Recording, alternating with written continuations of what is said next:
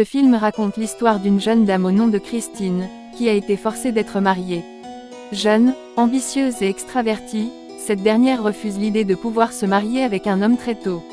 Mais d'après la légende, une fille devrait être mariée avant son 18e anniversaire, ceci sans son consentement. Car c'est au roi que revient l'initiative de trouver un époux à sa fille. Soudainement arriva le prince Frédéric du Danemark, pour demander la main de Christine au roi. Ce qui ne semble pas plaire à Christine qui éprouve de la tristesse et de l'incompatibilité. Toutefois, le roi s'obstine à imposer à Christine d'épouser le prince, mais elle refusa et décida de prendre la fuite avec son cheval dans la nature. Cependant, Espen s'aventure dans la découverte d'une montagne, lorsque tout à coup Christine galope avec son cheval devant lui. Et pris de panique d'être heurté par le cheval de Christine, il tomba à l'eau. S'obstinant à regarder l'état d'Espen, Christine va vers ce dernier et tous deux tombèrent à l'eau. Espen tient à préserver la provision contenue dans son sac. Mais Christine s'irrite un tout petit peu, car elle trouve Espen bavard. Néanmoins dans la conversation, Espen a offert une carotte à Christine qui avait faim. Conversant mutuellement, Espen s'obstine à demander la destination, et le nom de cette dernière. Mais elle prit son cheval, tout en espérant qu'ils se verront une prochaine fois. Par ailleurs, dans la nature, les frères d'Espen travaillent, son père lui demanda de présenter ce qu'il avait acheté, mais il se trouve qu'il n'a qu'une seule pomme par devers lui. Espen tient à rejoindre ses frères à la chasse. Mais son père lui recommanda de garder la maison. Toutefois, Espen étant seul à la maison, entendit soudainement les grondements d'un animal à l'extérieur. S'obstinant à se défendre avec les flammes, Espen a embrasé de feu toute la maison. Cependant, dans la nature Christine chemine avec son cheval. Elle entendit des grondements dans la nature, soudainement son cheval ennemi, la renversa et prit la fuite. En outre c'est le retour du père d'Espen, qui constate la catastrophe et la maladresse de son fils qui a embrasé toute la maison de feu, ainsi que son portrait de valeur. Tout à coup surgit le prince Frédéric qui tient à demander des nouvelles de la princesse Christine. Il demanda à Espen, mais Espen refusa d'avoir vu la princesse. Usant de sa menace, le prince sortit une épée pour trancher la gorge d'Espen. Mais le père d'Espen s'interposa à cet acte. Ainsi dans la fureur, le prince Frédéric illustra la légende et stipule qu'il épousera la princesse par tous les moyens. Au vu des nombreuses difficultés rencontrées, le père d'Espen tient à répudier Espen de son domicile. Aussitôt, sur le chemin Espen rencontre ses frères dans la nature qui sont à la recherche de la princesse. Curieux, Espen fait des découvertes de certains indices. Ayant chacun emprunté son chemin, Espen conversa avec une vieille femme, qui lui remit à son tour une légende pour clarifier le mystère. Espen usa de sa légende et élucida des indices clés.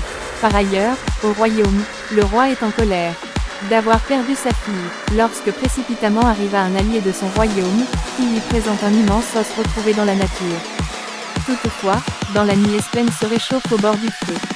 Tandis que la princesse se trouve dans une grotte où vivent des animaux. Espen de son côté poursuit l'aventure. Par contre dans la nature, les frères d'Espen savourent des pommes dorées posées par des divinités qui les séduisent et leur conduisent vers un chemin inconnu.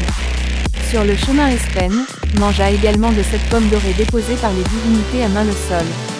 Par la suite elle propose un dîner à Espen, mais il commence à se douter que ces dernières sont démoniaques. Il persuada ses frères d'abandonner le dîner, et de le suivre. Ils prirent la fuite, mais les créatures leur font obstruction en chemin. Par son sens d'ingéniosité, Espen trouva un chemin étroit afin d'échapper aux créatures monstrueuses. Espen et ses frères continuent à cheminer sur les montagnes. Toutefois, dans la grotte, la princesse essaie de s'échapper définitivement, mais elle est contrainte à cause de la créature qui sommeille dans la grotte. Faisant sa sieste, la créature géante lance la main pour saisir la princesse. Éprise de peur, elle se ressaisit d'être mangée par la créature. Par conséquent, Espen et ses frères se rendirent au château du prince Frédéric, pour la soirée du dîner. À table, le prince Frédéric s'obstine à retrouver la princesse. Du côté d'Espen, il déroule la légende et démontre les indices à ses frères. Tout à coup le prince Frédéric tient à les intimider en proposant une somme d'argent, mais Espen refusa. En colère, le prince sortit son épée, et se mit à combattre Espen. Avec son épée, le prince enleva la légende loin des mains d'Espen. Le combat fut intense, mais Espen et ses frères prirent la fuite dans la nature. Dans la course, ils sont confrontés à une chute d'eau. Tout à coup le prince arriva et demanda à Espen de rendre la légende. Mais Espen use de sa malice et convainc ses frères de sauter avec lui dans la chute d'eau. Ayant traversé la chute d'eau, Espen et ses frères continuent à cheminer dans la nature. Par la suite Espen trouva une fourrure d'animal dans le sol. Du côté de la princesse, elle s'endort, lorsque soudain, le monstre arriva pour la capturer. Ayant été surprise, elle se défendit. Par ailleurs, l'aventure est longue pour Espen, qui suit l'orientation de la légende avec ses frères. Au long du chemin, les frères d'Espen se font piéger par le prince Frédéric. En outre du côté d'Espen, il vit un fleuve et se jeta à l'intérieur. Il en sortit avec une épée. Néanmoins, les frères d'Espen sont capturés par le prince Frédéric. Mais Espen prit le chemin et décide d'acquérir sa légende et sauver ses frères. Espen arbora la fourrure d'un ours pour les effrayer. Très tôt, il a été également capturé par le prince Frédéric. Néanmoins ils furent tous maintenus captifs dans la nature. Le prince Frédéric semble bien se moquer d'Espen et sa compagnie. Toutefois dans le calme le prince Frédéric entendit des grondements, et décida de prendre la fuite. Tout à coup, la créature géante déracina l'arbre sur lequel avaient été attachés Espen et ses frères. Ils déliaient également les cordes sur leurs mains et prirent la fuite. Le prince et ses alliés furent coincés dans un arbre. Toutefois du côté d'Espen, la sérénité et le calme sont au rendez-vous, car la créature géante s'en est allée. En outre poursuivant l'aventure, Espen et son frère vurent une lampe magique. Chemin faisant Espen et son frère entendit un bruit dans la grotte. Ils retrouvent la princesse dans la grotte. Par la suite, il jeta une corde pour faire sortir le prince Frédéric. Chemin faisant, ils rencontrent une créature géante qu'ils essaient d'échapper en sautant sa queue. Malheureusement pour le prince Frédéric, il fut retenu par la créature géante à son réveil. Par ailleurs, Espen prit la fuite avec ses amis. Par la suite, la créature se bat avec Espen, mais le frère d'Espen fut assailli par un coup de cette créature, il perdit instantanément la conscience. Dans la nature le prince Frédéric échange avec la vieille femme.